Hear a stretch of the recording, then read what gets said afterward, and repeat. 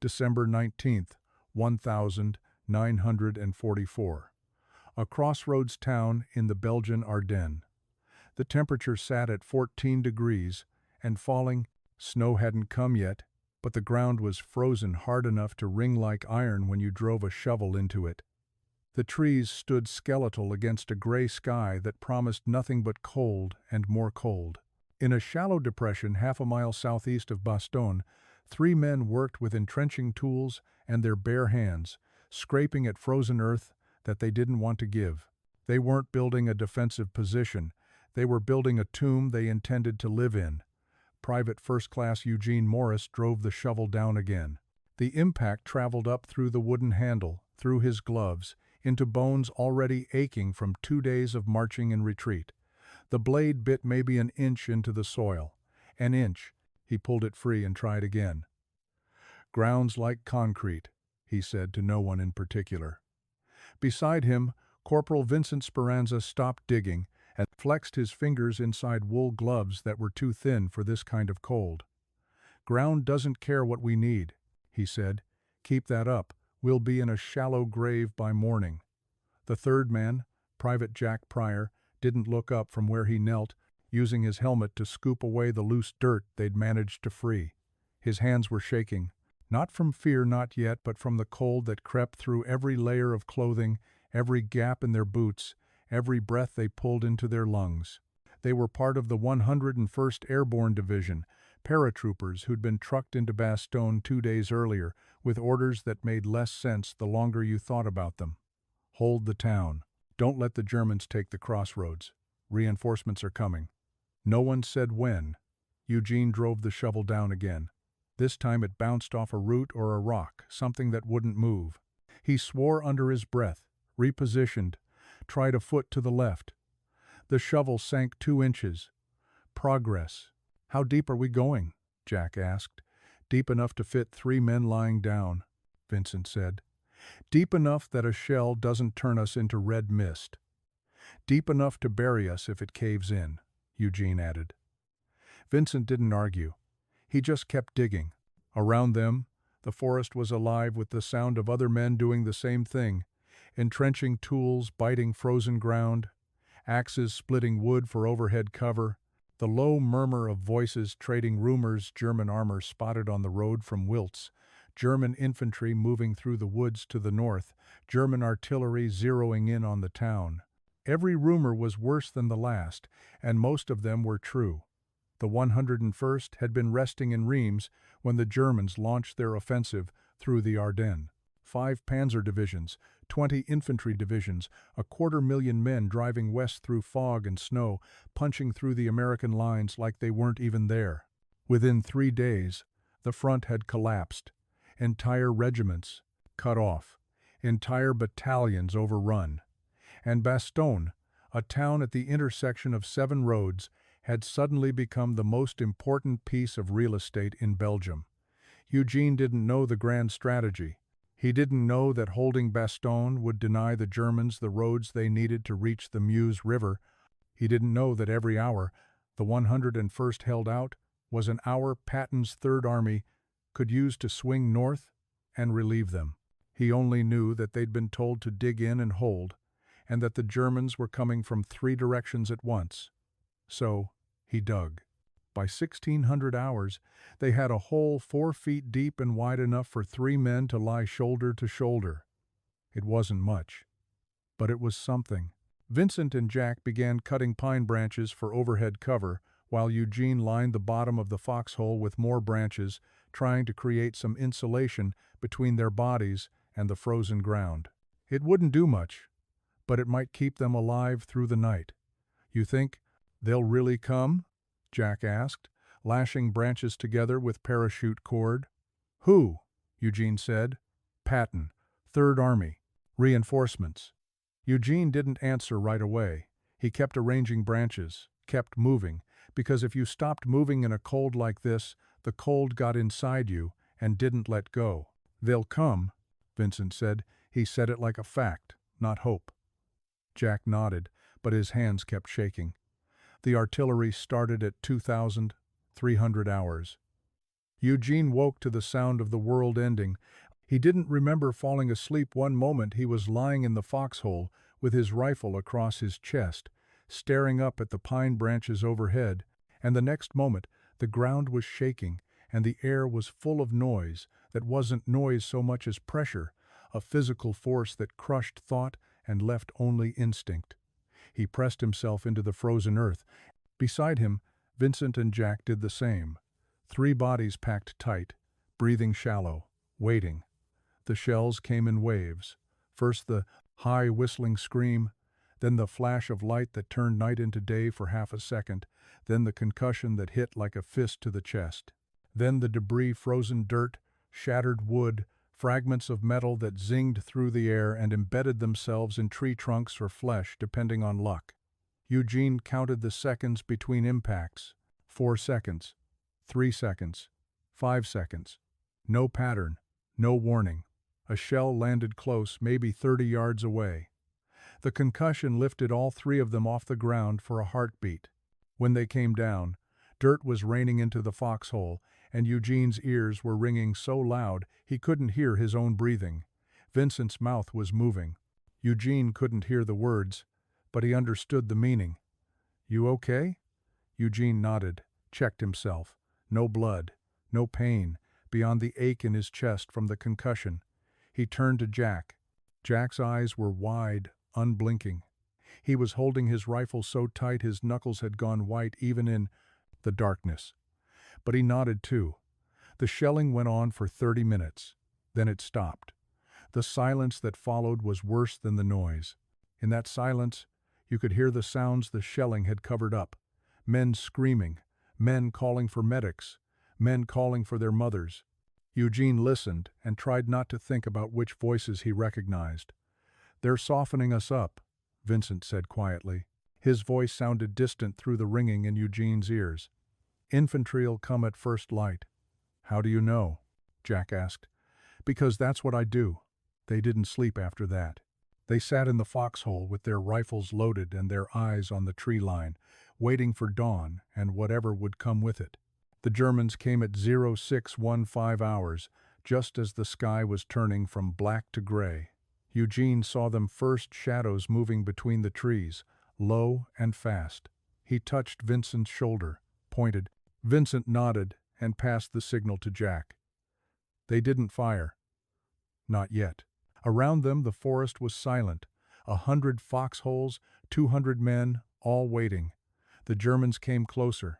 Eugene could see them now, not shadows but men, wearing white winter camouflage that made them hard to track against the snow that had finally started to fall during the night. They moved in groups of 5 or 6, leapfrogging from tree to tree, covering each other's advance. Professional, experienced, not the kind of men who made mistakes. 50 yards, 40 yards, 30. The first shot came from somewhere to Eugene's left, a single crack that shattered the silence.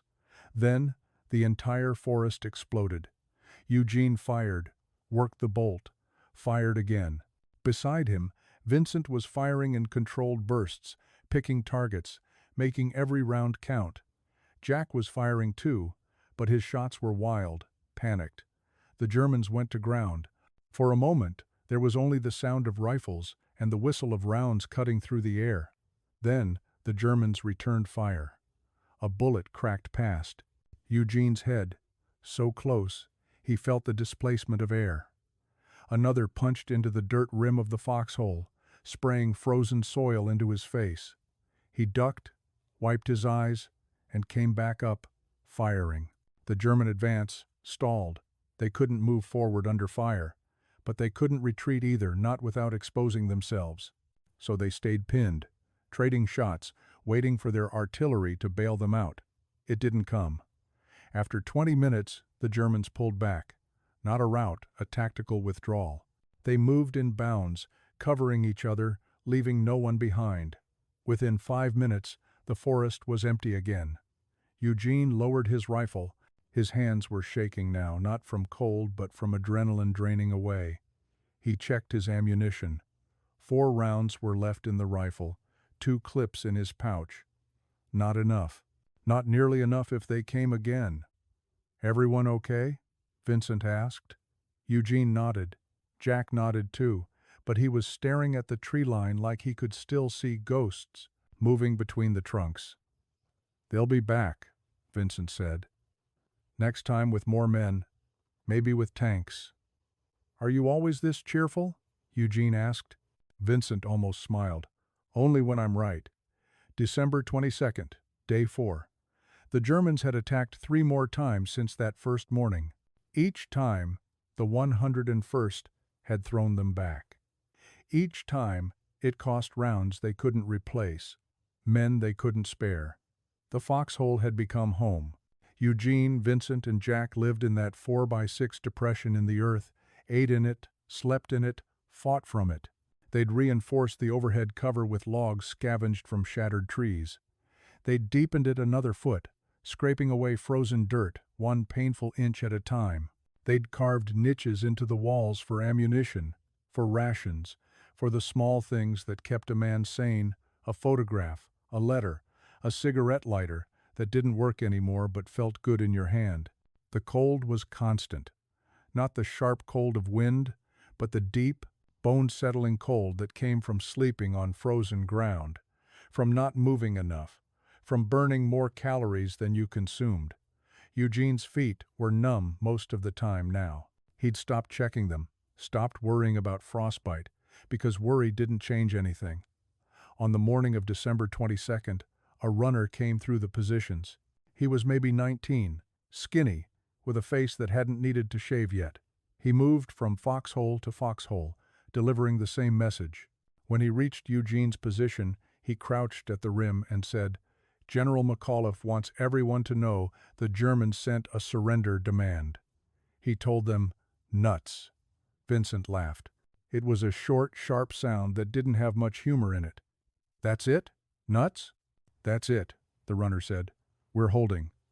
He moved on to the next foxhole. Jack watched him go, then turned to Vincent. "What happens when we run out of ammunition?" "We don't run out," Vincent said. "But what if we do?" Vincent was quiet for a long moment. Then he said, "Then we use what the Germans leave behind." Eugene understood what he meant. Every attack, the Germans left equipment, rifles, ammunition, grenades, sometimes rations. The 101st had been collecting it, redistributing it, making do with captured German supplies when American supplies ran dry. It was the kind of thing you didn't think about too hard, because if you did, you'd realize how thin the margin was between holding and breaking. December 23rd, 0900 hours. Eugene woke to the sound of engines, not the low growl of tanks, but something higher pitched, more distant. He crawled out of the foxhole and looked up. The sky had cleared. For the first time in a week, the clouds had broken, and sunlight was streaming down through gaps that looked like wounds in the gray. And in that light, silhouetted against the blue aircraft, hundreds of them. C-47 transports flying in formation, low and slow. The sound built and built until it drowned out everything else, the wind, the distant artillery, the beating of Eugene's own heart. "Resupply," Vincent breathed. He was standing beside Eugene, staring up with an expression that might have been awe, or might have been relief, or might have been something else entirely. The aircraft came over Bastogne, and the sky filled with parachutes. Hundreds of them, red and white and green, drifting down like snow that fell upward. They carried ammunition, medical supplies, rations, everything the 101st needed to keep fighting. Around the foxhole, men were cheering, shouting, laughing. Some were crying. Eugene just watched. He watched the parachutes fall, watched the C-47 seconds bank and turn for home, watched the first resupply bundles hit the ground and split open, spilling their contents across the snow. "We're going to make it," Jack said. His voice was small, uncertain, like he didn't quite believe it. Vincent clapped him on the shoulder. "Never doubted it." Eugene didn't say anything. He just stood there, watching the sky, feeling something in his chest that he hadn't felt in days. Not hope, not exactly, but the absence of hopelessness. The knowledge that they weren't alone, that someone, somewhere, was fighting to reach them, that they just had to hold a little longer.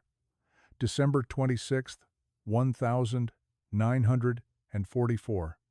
1,645 hours. The lead elements of Patton's Third Army reached Bastogne from the south. They punched through the German encirclement, linked up with the 101st, and the siege was broken.